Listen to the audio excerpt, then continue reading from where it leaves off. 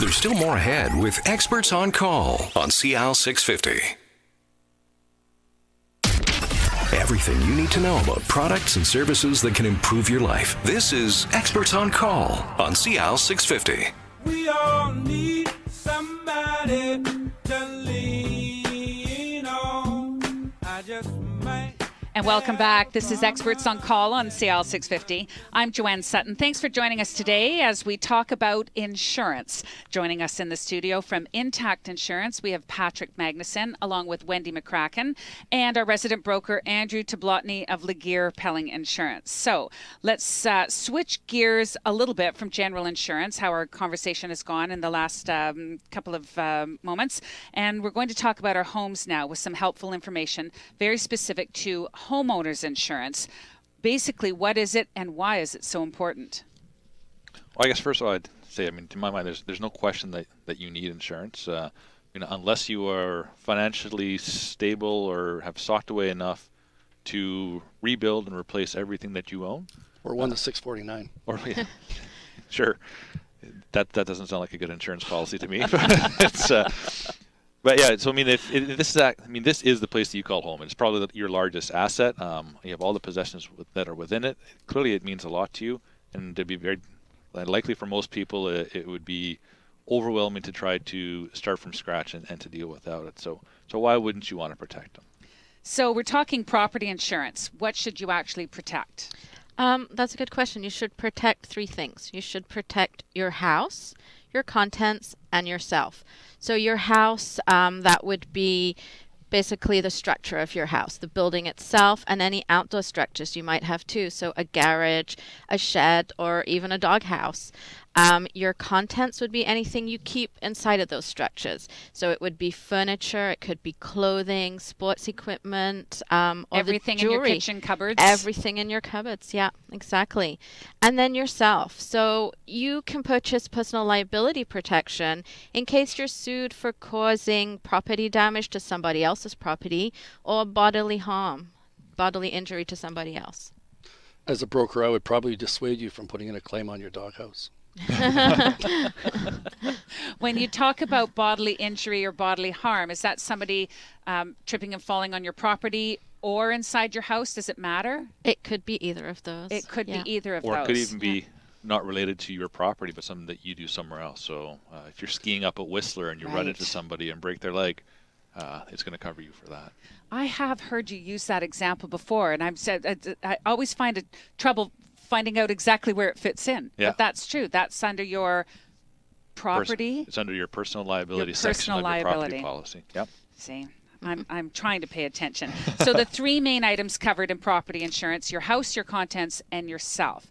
Now, Andrew, tell us a little bit about a myth that you hear from maybe clients or people on the street about home insurance.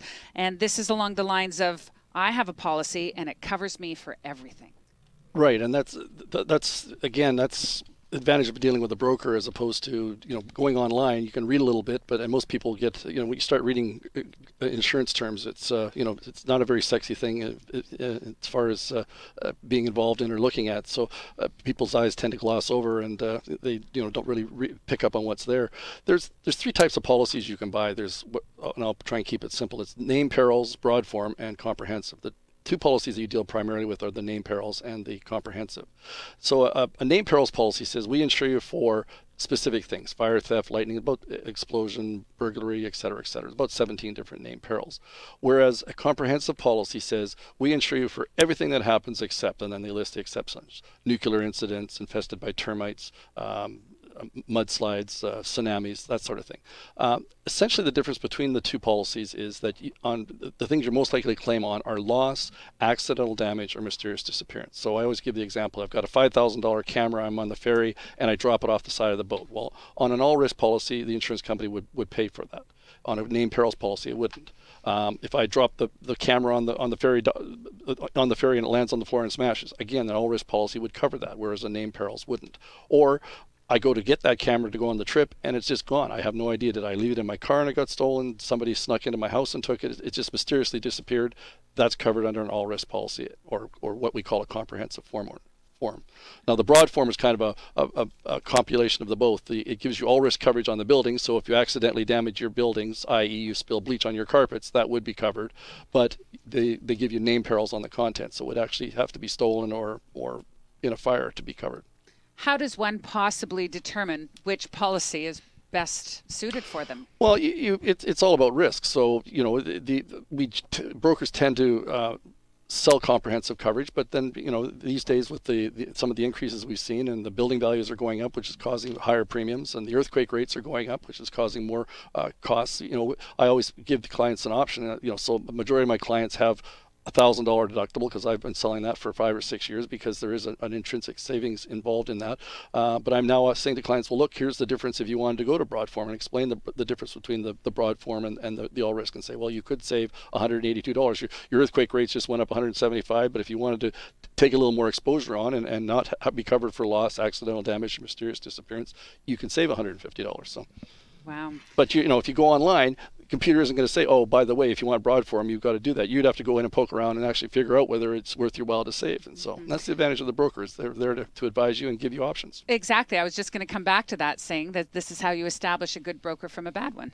What about some of the other myths that we've heard? Like, what's an act of God, and where does that fall into it?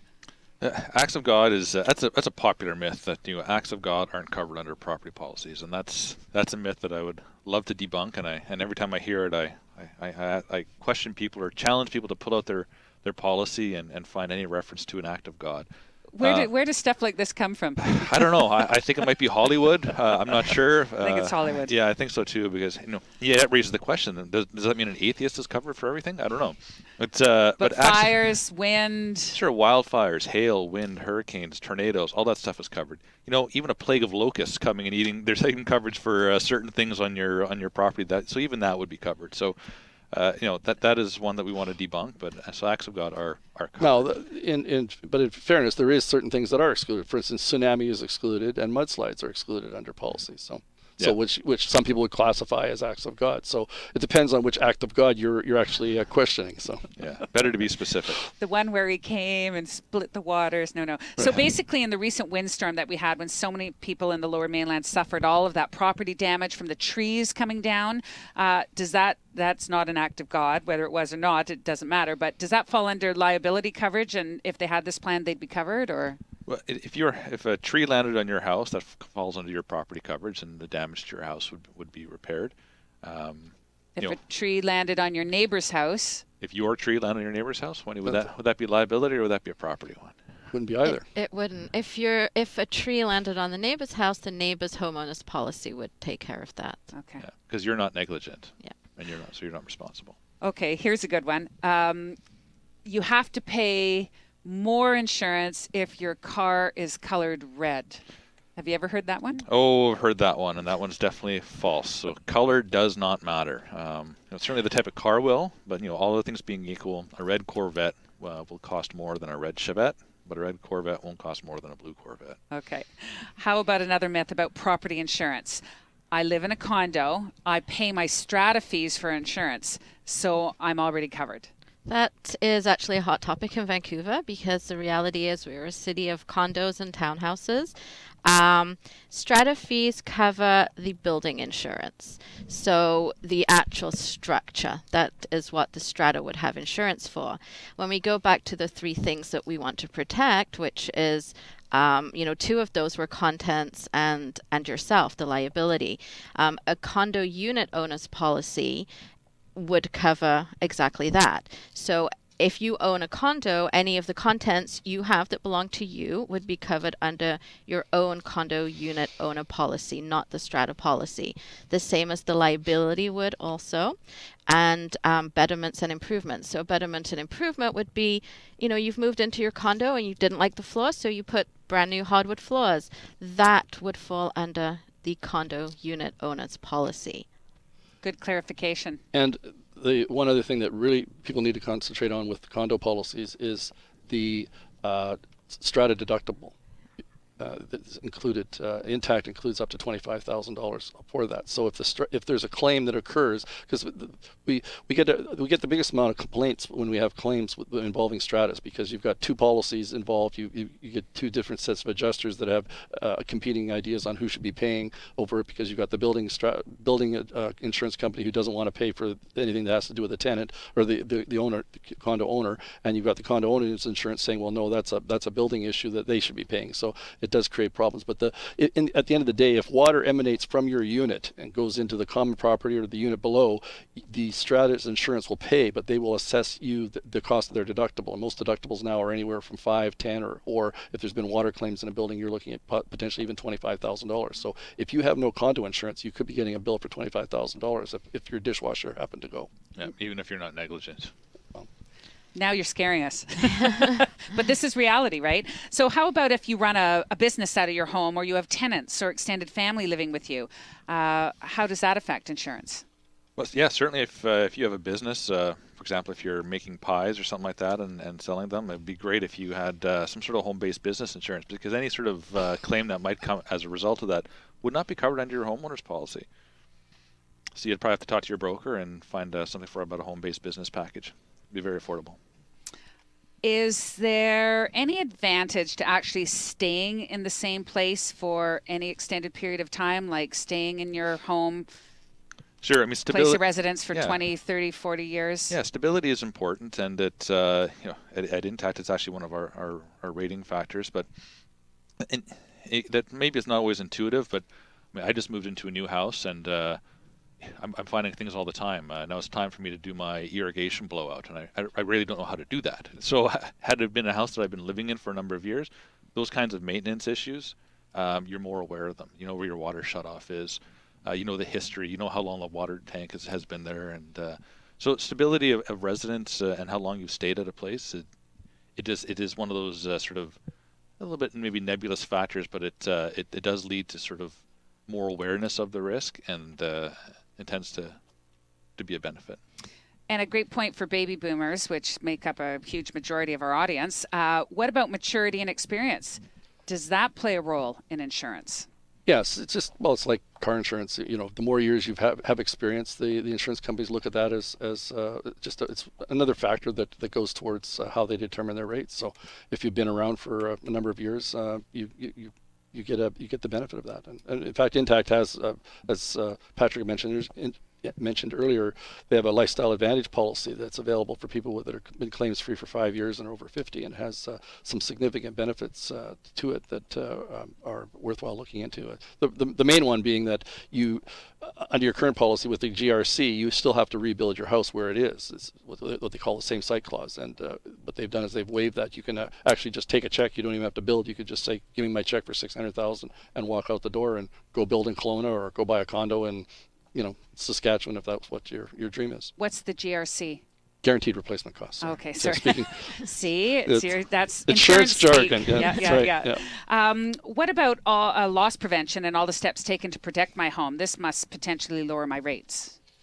Yes, no, maybe? Yeah, this would lower your rate. If you invest in devices that protect you against fire, water, vandalism, for instance, so installing a monitored alarm system or even a water detection system, these will lower your rates definitely. Okay. Or a mainline backwater valve, or a sump pump with a backup power system.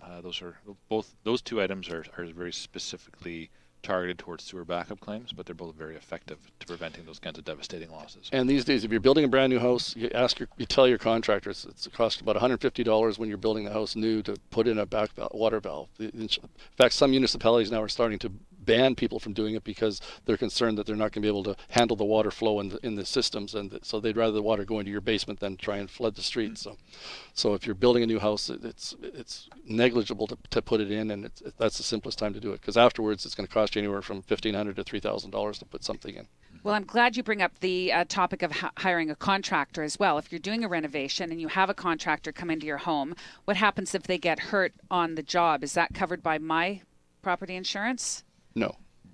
You're. I have on my website, I've got a spot for people to come in and they can actually go online. If you're hiring anybody to work on your premises, you should be either verifying that they've got WCB for themselves and their employees, or you can actually go on and buy on a job by job basis WCB coverage. It's quite inexpensive, and because at the end of the day, if he breaks his back, he could potentially be suing you, and we've seen cases where homeowners are losing their homes because somebody got hurt on their property. Get their WCB number before they start the job. Yeah. Well, thanks to all three of you. We've got some great tips on home insurance and debunking a lot of the crazy myths that I'm sure I've even used in conversation at some point, especially about the red car one. Thanks to Andrew, Patrick, and Wendy for your input. For more information, please visit the website, intact.ca. We'll continue this conversation in just a moment on CIL 650. This is Experts on Call on CIL 650.